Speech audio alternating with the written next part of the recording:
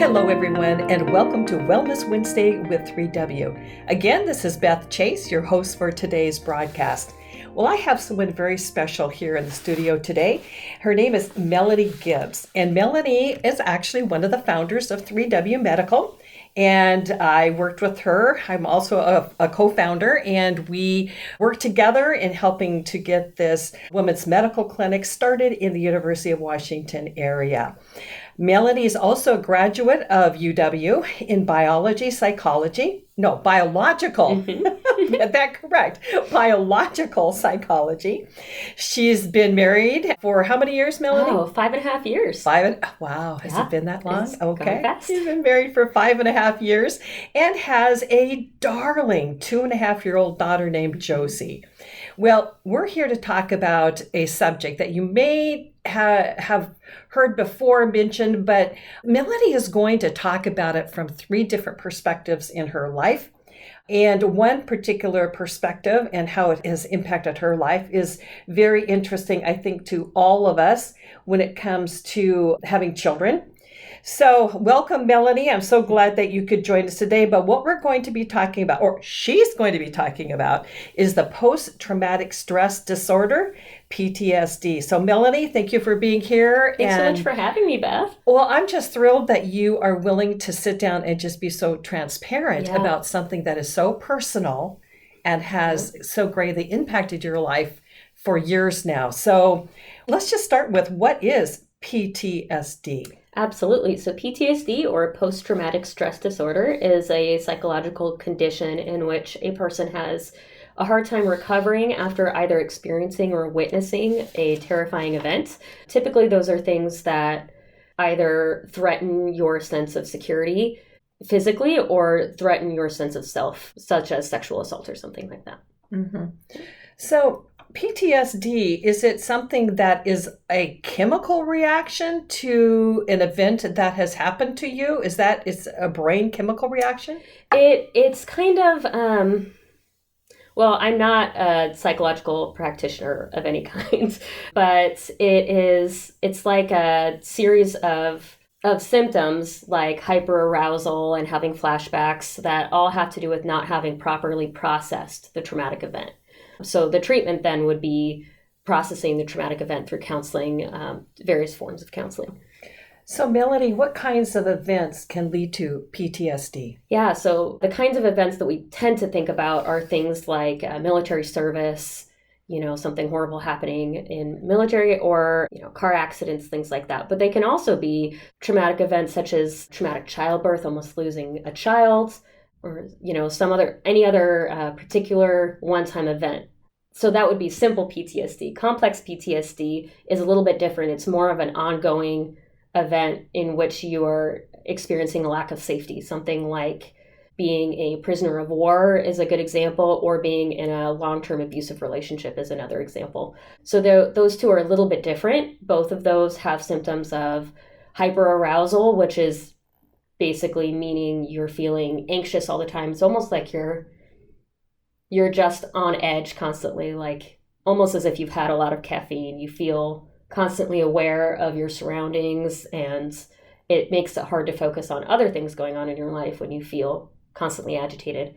Having flashbacks or nightmares, and avoiding specific triggers that remind you of the event, such as I had been in a car accident and I definitely had a hard time getting back into the car. I didn't like driving at night because the car accident had happened at night. I didn't like being on the freeway in the rain because, all those things reminded me of that car accident. So avoiding triggers is another thing.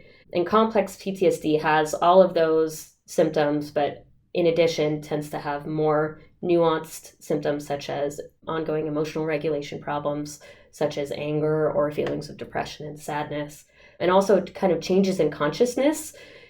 So things like forgetting specific aspects of the ongoing trauma, or forgetting something that happened, or feeling emotionally detached, which is called dissociation.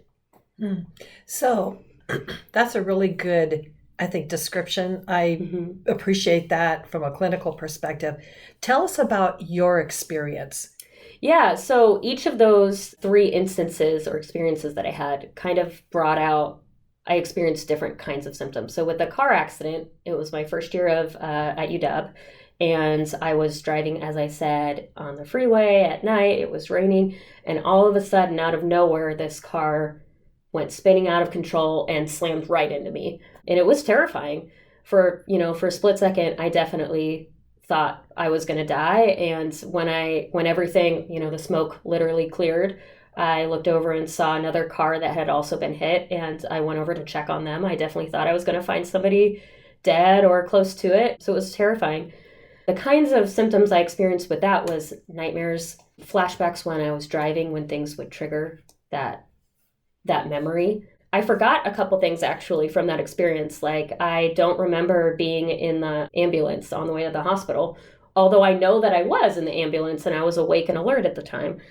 So it's kind of the more traditionally thought of PTSD response to a very specific event.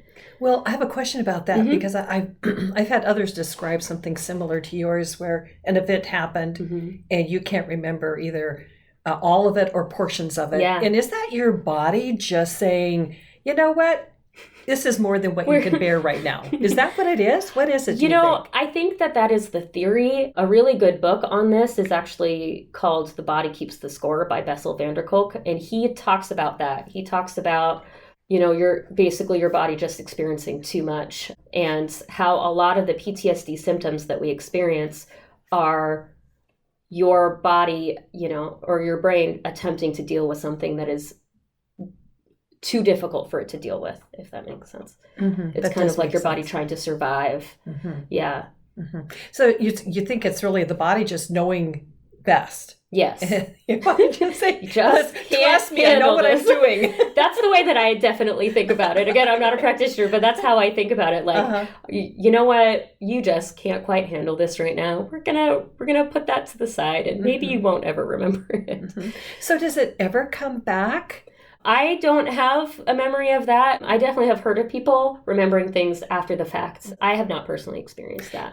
I got to thinking here, I have a dear friend who was sexually abused as a child, and she just hardly remembered anything. But once she got into therapy as an adult, started dealing with it, she would actually have a panic attack just prior to a memory. Yes. And so she says, thankfully my body now, I know it's warning me, okay, we're going to have a memory now. But it's amazing how many memories she had stuffed. But once she opened that door to get better, to get healed, to be a better mom, to be a better partner in life with her husband, I was amazed. But in fact, I was sitting with her one time in the car when she says, okay, I was starting to get a panic attack. Yeah. So this is what's going to happen, and it's okay. Yeah. And I didn't like it at all. No, absolutely not. But she was managing it fine. Absolutely. Well, it sounds like she probably had a good amount of support to help her understand that and process through that. Yes, she did. Because how much more terrifying would that be if you didn't know what to do with that memory after it came? Yes. Yeah. Yes, she definitely had that skill. Had really good counseling with that. Yeah. So that's interesting. So tell us about the second thing that had occurred to you that resulted in a PTSD. Yeah, so that actually falls under the complex PTSD, where I was in a long-term, years-long abusive relationship, and there were several instances of sexual assault and physical assault that resulted in complex PTSD, so one of the things that I definitely find noteworthy is that with the car accident, it was pretty easy for me as a psychology student at the time to look at what I was experiencing and say, oh, this is PTSD. I am having nightmares. I'm having flashbacks. I'm feeling anxious in the car. I'm feeling on edge. I found it much more difficult to recognize, I guess, and pinpoint that that's what I was experiencing after that relationship, and to some extent during that relationship as well. I think that, it's it's justly named in that it's complex PTSD. So the triggers are, I think, more difficult to identify, and, it definitely changes your ability to have relationships with other people, which is not as easy to identify as, I don't know, having a hard time with a car. You know what I mean? Mm-hmm. So the car accident happened first, and Yes. then you got into this relationship. Yes. Well, I had been in the relationship at the time, but it didn't end until a couple of years later. Oh, okay. And it wasn't until I would say 6 months or more after leaving that relationship that I started kind of dealing with the ongoing trauma that had happened. So it's kind of interesting. It has been a years long healing process through counseling and having thankfully a very good, solid, safe relationship with my husband, and trying to deal with all of that. It's been a process. Okay, then let's talk about the third event that triggered PTSD in you. Yeah, absolutely. So third time's the charm, man. Thankfully, by the time this happened, I was very well versed in what PTSD looks like for me. So when I had my daughter, it was a very ridiculously difficult labor that ended with what's called shoulder dystocia, which is, I've been told, one of the most unpredictable and extreme obstetric emergencies that can happen. Basically, even if a labor goes totally fine, at the very last minute, if the child's shoulder gets stuck after the head is already crowned, you have to get the baby out within a certain amount of time because the blood is no longer flowing. The umbilical cord basically is being constricted by the position of the baby at the time. So with us, thankfully I had read about a particular midwife in a May Gaskin who she's named for something called the Gaskin maneuver, a particular way of trying to get the baby out. So my husband and I knew about that. We were in a really great birth center. They exactly knew what to do. So they went through all the correct maneuvers, all the right things, and they got her out in 3.5 minutes. But it was 3.5 terrifying minutes that felt like forever. And when she was born, she was totally blue and purple. She wasn't breathing. They had to resuscitate her right in front of me. It was terrifying to watch. I thought I was going to watch her die. So, and then after that, they took her off to the NICU. They took me off to the hospital because of all of my injuries. So I remember that evening in the NICU, looking at my husband and saying, okay, we're both going to need some counseling after this, because if this is not a traumatic incident, I don't know what is. And sure enough, several weeks later, I definitely started experiencing some post-traumatic symptoms. We both had a hard time sleeping. There was one incident where she was wearing this adorable lilac-colored onesie, and looking at her in the light of the nightlight, it was all wrong, all the wrong color, all wrong, everything, and it just, talk about a trigger, So thankfully, got into counseling quickly. I would say much more quickly there in that, because I knew what I was dealing with at that point and I didn't want it to become an ongoing thing. Well, Melanie, were your symptoms similar with all three of them or different? I would say similar in the hyperarousal thing, just feeling constantly on edge and gritting my teeth and feeling like I just can't calm down, having a hard time focusing, things like that. And you know what, I would say similarly, I had nightmares with all three of those things. But I would say things like the car accident and traumatic childbirth did not cause the same kind of relationship issues as, an ongoing abusive relationship had. Or it didn't have the same impact on my sense of self or my sense of self or my sense of worth the same way that the complex PTSD did. So what would you say to someone out there who's listening to this podcast and they've had a traumatic experience and have been experiencing some of the symptoms that you just mentioned, but they never connected the dot? That maybe this is something that is bigger than what I thought it was. What would you say to them?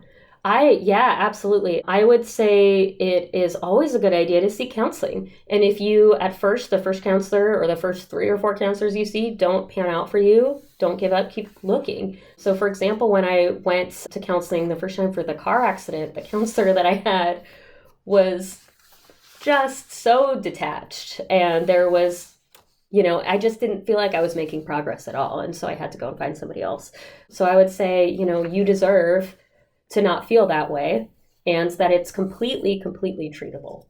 One of the things that I would really look for is a practitioner that that utilizes EMDR, which is eye movement desensitization and reprocessing. It's a particular type of counseling that they use to help process the traumatic events. Essentially, can kind of think about it like this event is like a big tangled up ball of yarn, and it is very, very difficult to kind of untangle it. And the EMDR helps you take a look at that event and talk through the emotions that you experienced at the time and help you untangle that. So I definitely have found EMDR therapy to be very effective. I've heard a lot of good things about EMDR. One of the things I've also heard is that we know that the body has memory, and that your body itself has memory, and sometimes things get stuck. And they can actually get a traumatic experience and get stuck in an organ of the body.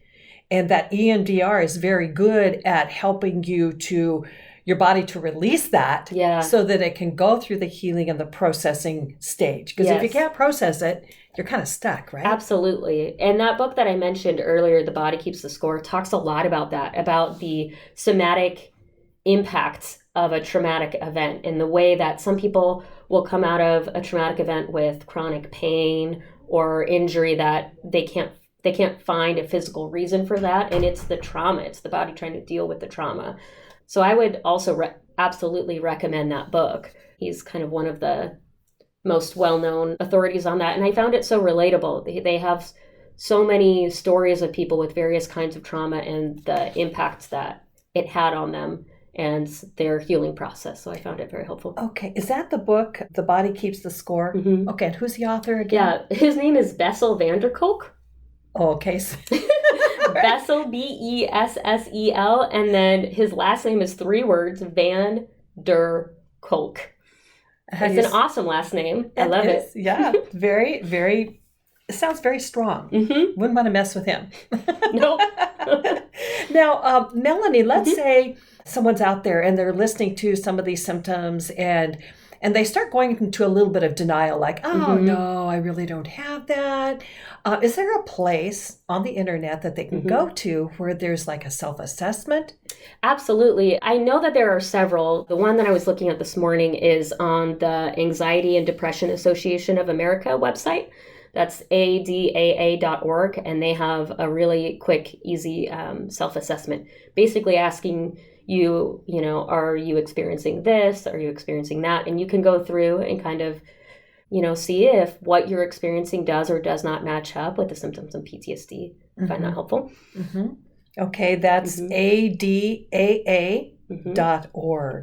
So I'm a huge believer in sometimes, we just need to have confirmation that we're not crazy. Absolutely. Yes, especially with a complex PTSD event, it kind of, you tend to minimize it. I've heard so many victims of trauma say, well, it's not like I was in a war zone, or, it's not like he beat me, or it's not like, and they compare their trauma to other people's trauma as if that means that their trauma isn't sufficient for having a hard time dealing with it. Any trauma can be difficult to deal with.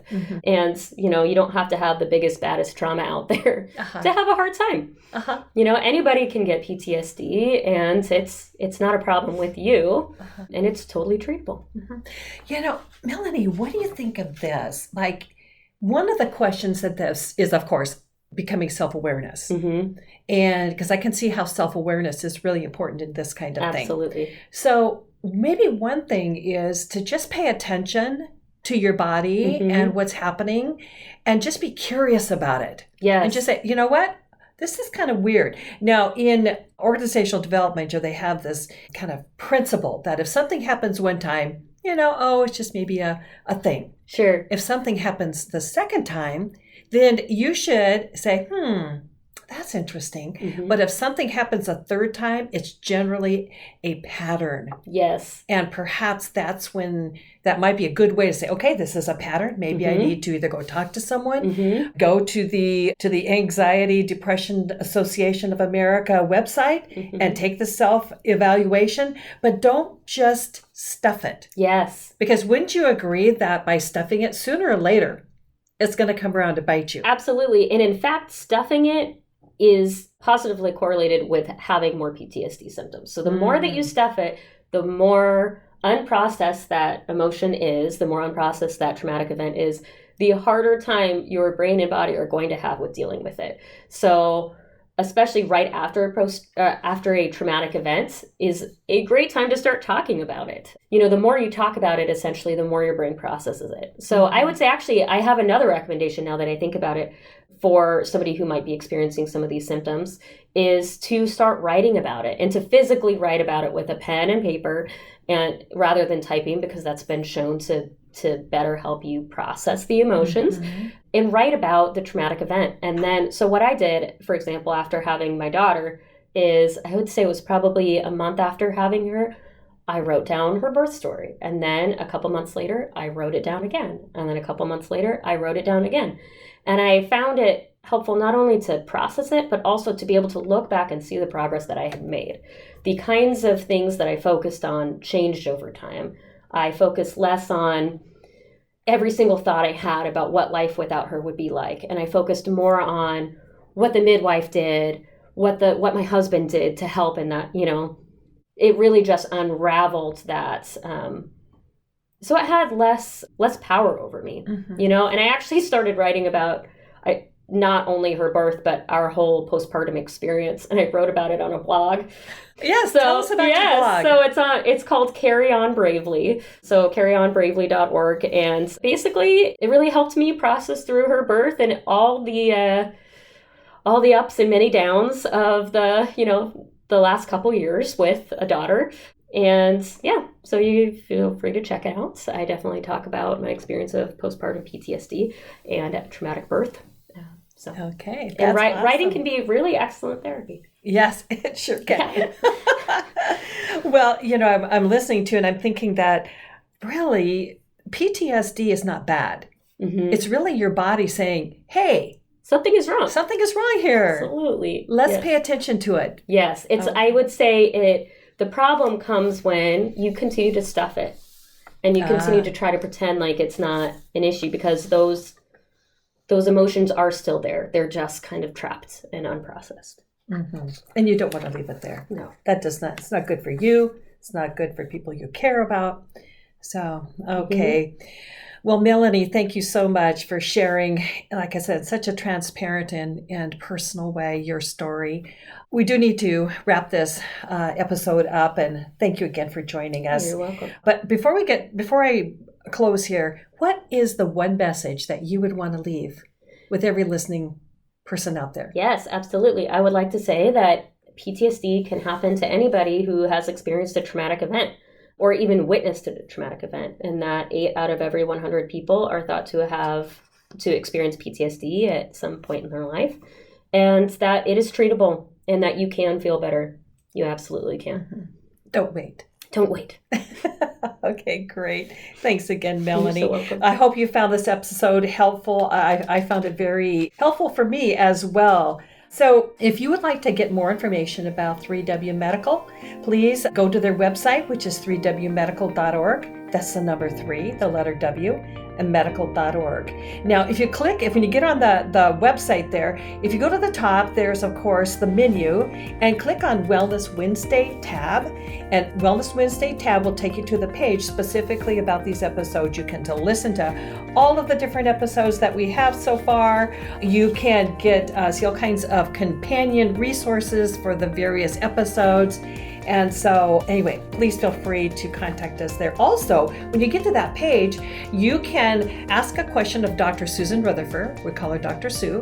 And if you'd like to have a question that she can answer during one of our podcasts, please feel free to put that in there. Also, feel free to sign up for our monthly e-blast that we send out to listeners who want to get more information about the topics that we're discussing here. So thank you, everyone. And until next time, stay healthy and be well.